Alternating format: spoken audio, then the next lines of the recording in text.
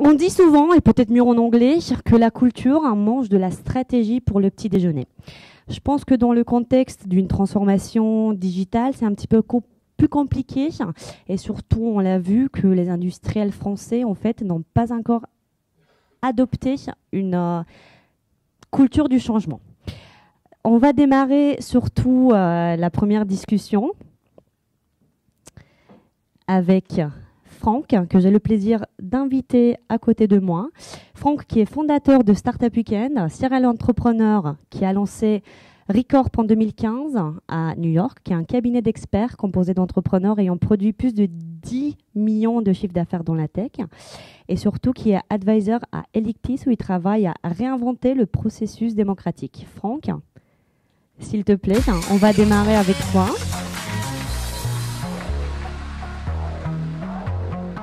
Merci.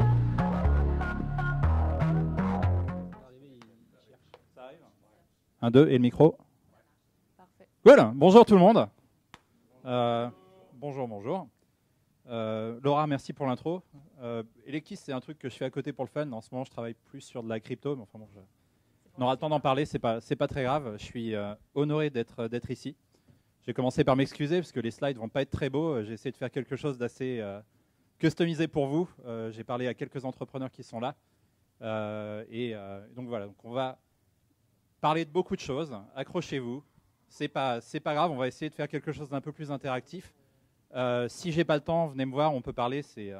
J'ai hâte de vous parler. Je suis aveyronais, donc ça me fait très plaisir d'être ici en région Occitane. C'est une des raisons pour lesquelles je suis venu. Je passe la plupart de mon temps à faire mon business, mais de temps en temps, si je peux venir voir des entrepreneurs et être utile, c'est un plaisir. Je suis jamais venu à Montpellier, j'ai des cousines ici, mais je suis allé à Agnan, pour ceux qui connaissent pas loin, faire de l'astronomie dans ma jeunesse. Je ne sais pas s'il y en a qui y sont allés, mais je vous le recommande. Un des trucs que j'ai fait, c'est Startup Weekend. On demande souvent c'est quoi une bonne success story. On est presque à 1 milliard sur une de nos success stories. Je pourrais parler de ça aussi, mais pour ceux est-ce qu'il y en a qui connaissent Startup Weekend? Est-ce que vous pouvez lever la main si vous connaissez? D'accord. Pour ceux qui ne connaissent pas, en fait, on a fait une organisation qu'on a grandi dans 145 pays, 6500 volontaires. Et l'idée, c'était juste de dire, tiens, ce ne serait pas déconnant d'exposer les gens à l'entrepreneuriat au moins pendant un week-end. Qui ici a créé sa boîte? D'accord, c'est pas mal. Imaginez comment c'était chiant de créer sa boîte au tout début, quand vous deviez aller peut-être, je sais pas, une chambre de commerce, faire un business plan, aller voir des avocats. Ça a changé. Maintenant, vous pouvez juste passer un week-end, rencontrer des gens, faire ça tous les week-ends. Et à la fin, on peut quand même réussir à faire des belles histoires. Donc l'idée, c'est vendredi, samedi, dimanche. Vous venez avec une idée vendredi, vous la pitchez. Si les gens aiment bien, ils vous rejoignent. Si vous n'aimez pas, c'est que vous êtes nul à pitcher ou votre idée n'était peut-être pas si mal, pas si terrible, mais c'est pas grave, vous revenez après. Et voilà, donc on pourra parler de ça. Il y a beaucoup d'effets de réseau, il y a beaucoup de choses. Et j'aime les entrepreneurs. Je trouve que vous êtes des héros des temps modernes, parce qu'on en baffe, parce que 98% d'entre vous ne vont pas y arriver. Mais on recommence après. Et c'est pas grave. Et on est donc là ici pour parler d'entrepreneuriat. L'autre truc que j'aime bien dire, c'est que j'ai bossé pas mal dans de la recherche. Je pense, qui est chercheur ici ou qui est-ce qui a fait un peu de recherche? Il y en a pas mal. Bon, faut éviter les biais. Voilà, donc tout ce que je dis, ça peut être totalement faux. Ce n'est pas une science exacte. Personne ne sait comment faire de l'innovation. Je ne sais pas s'il y en a qui jouent aux échecs. Moi, j'aime bien prendre ça comme exemple. Mais vous avez 10 puissance 123 possibilités de jeux aux échecs. C'est plus que 10,83, qui est le nombre d'atomes dans l'univers. Et il n'y a pas un bouquin sur les échecs qui s'appelle les échecs méthodologie, comment gagner tous ces jeux d'échecs. Quand vous faites de l'entrepreneuriat, vous jouez contre 7 milliards de personnes et c'est de vendre un truc. Donc c'est plus dur. Donc personne ne sait. Mais on apprend en jouant. Donc on peut partager nos expériences. Il n'y a pas que moi. J'adorerais apprendre de ce que vous faites. Et donc voilà. Pourquoi on est là? Pourquoi on se retrouve aujourd'hui? Parce qu'on est au milieu d'une révolution dont c'est pas évident de se rendre compte ce que c'est. Je l'ai graphé ici, c'est le PIB par certains pays où vous pouvez faire un compound. Mais en gros, on n'a rien foutu pendant 1000 ans, 2000 ans, même 10 000 ans. Et puis d'un coup, on s'est réveillé. On a fait 2 fois le PIB en 120 ans, et ça a été la révolution industrielle. Si vous pensez que la révolution industrielle, c'était un truc important, il y a des Lyonnais dans la salle? Ah, une Lyonnaise. Bon, les canuts, si vous connaissez, vous voyez, c'était quand même pas évident, la révolution des canuts. Bon, là, on a la révolution des taxis avec Uber. C'est moins violent. Mais ce qui nous arrive ici, c'est de l'ordre de 10 fois plus rapide que la révolution industrielle du 19e siècle. Et en impact, on est de l'ordre de 20 à 30 fois plus. Donc ma première question, et je pense que c'est une question pour nous tous, c'est qu'auriez-vous fait au 19e siècle? Est-ce que vous aurez continué à tisser, ou est-ce que vous direz, tiens merde, mon business sera peut-être On va peut-être faire quelque chose. Donc c'est pour ça qu'on est là aujourd'hui. Et c'est ça dont je vais vous parler. Et on en mesure déjà l'effet. Si on regarde sur le Standard & Poor's 500, on est capable de prédire aujourd'hui que 75% des business vont avoir disparu d'ici moins de 10 ans. Maintenant, la question, c'est est-ce que votre business sera encore là dans 10 ans ou pas? C'est pas évident. Hein. C'est une vraie question. Après, la bonne nouvelle, pour ceux, est-ce qu'il y en a qui sont investisseurs ici? C'est que sur la même période de temps, ça a fait plus 3500%. Donc, c'est-à-dire que le marché est très content que les boîtes continuent à bouger. Donc, on a ces deux forces un peu contradictoires, où d'un côté, le marché va vous dire que c'est très bien qu'il y ait beaucoup de fluidité, mais c'est un peu quelque chose de terrible, c'est d'une violence extrême. Et voilà, qu'est-ce que vous faites avec ça aujourd'hui? Alors peut-être pour mettre les choses en place, ça c'est un modèle que j'ai développé, j'aime bien le présenter en citant un statisticien qui disait tous les modèles sont faux, certains sont utiles. Et donc là l'idée c'est juste de dire qu'on se repositionne un peu et qu'on réalise ce que c'est que l'entrepreneuriat. Donc il y avait beaucoup d'entrepreneurs dans la salle. Rappelez-vous du jour où vous êtes levé, que vous avez une vague inspiration de se dire tiens, je vais peut-être quitter mon job et lancer ma boîte. Qu'est-ce qui a fait ça? Il y a très peu d'études dessus. Par exemple, si vous étiez très bon à l'école, vous serez moins entrepreneur. C'était plutôt les élèves au milieu qui étaient bons. Si vous êtes très bon en sport, vous avez plus de chances d'être entrepreneur. Il y a des trucs un peu bizarres comme ça. Puis il y a beaucoup de chance. Après, il y a une partie un peu confuse où on se dit tiens, je veux faire un truc, je connais pas trop. On est face à beaucoup de choses qu'on ne sait pas, et puis on se débrouille, on y arrive, et puis d'un coup, je suis sûr que si vous regardez derrière, vous dites mais pourquoi j'ai perdu autant de temps, j'aurais dû faire autre chose. C'était cette période un peu confuse.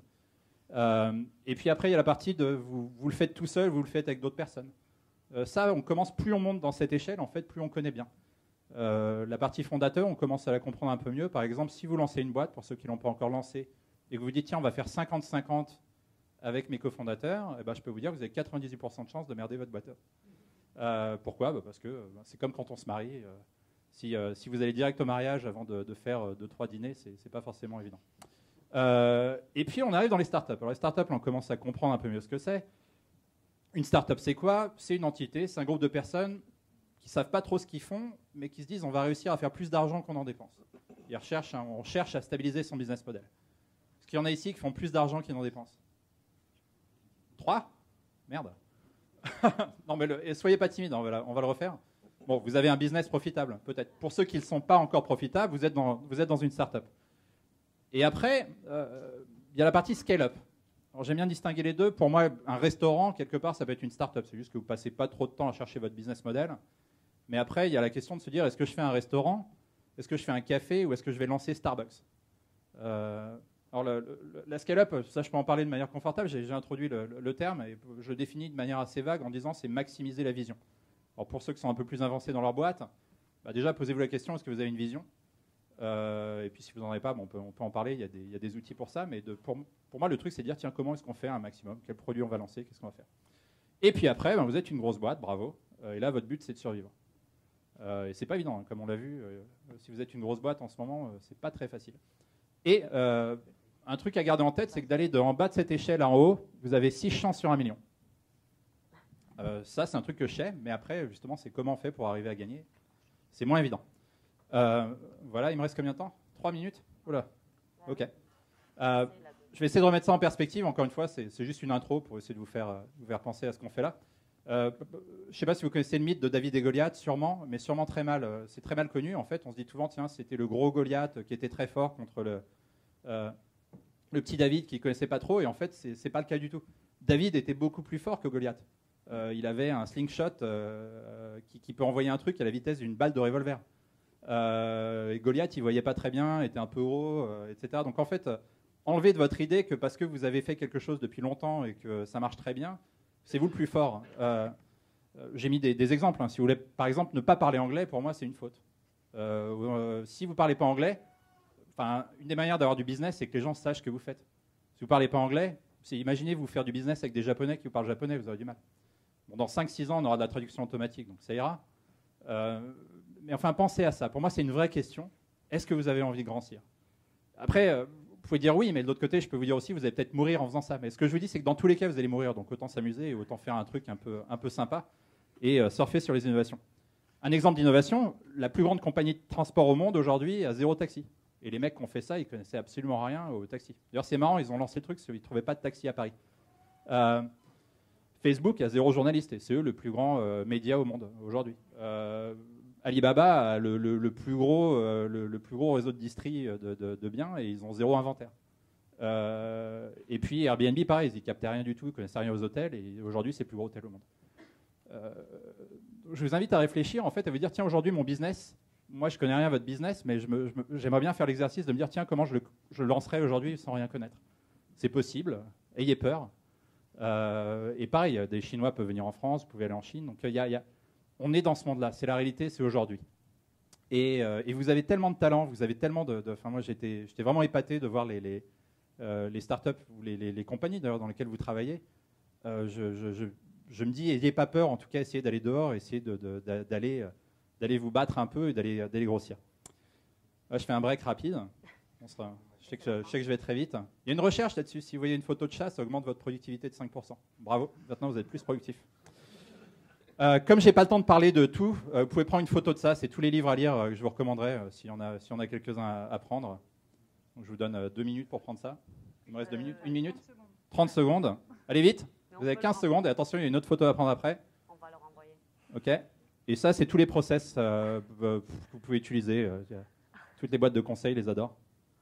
Mais en parlant d'ailleurs de ça, c'était une vieille blague avant, dans ma carrière précédente, je bossais avec PricewaterhouseCoopers, j'ai bossé avec Norbert d'Entresang, on a fait Camion.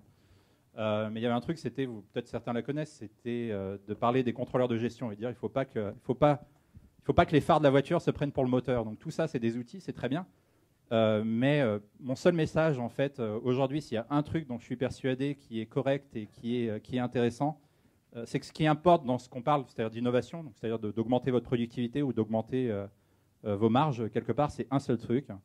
Et la clé, c'est l'équipe. Et donc, on pourra parler de ça. Réfléchissez. Qui est-ce que vous avez dans votre board? Est-ce que c'est des anciens de Google, des anciens de Facebook ou est-ce que c'est des gars qui ont 95 ans et qui n'ont pas enfin, bon, qu'importe. Donc, qu'est-ce que vous avez comme talent aujourd'hui dans votre entreprise? Est-ce que le talent que vous avez aujourd'hui est le futur que vous voyez? Est-ce que la manière dont vous allez vendre à vos clients dans 5 ans, vous avez des trucs aujourd'hui pour leur vendre dans 5 ans. Donc des trucs comme ça. Voilà, j'espère que c'est un peu utile. J'ai vraiment hâte qu'on discute aujourd'hui. Merci encore. Merci beaucoup Franck.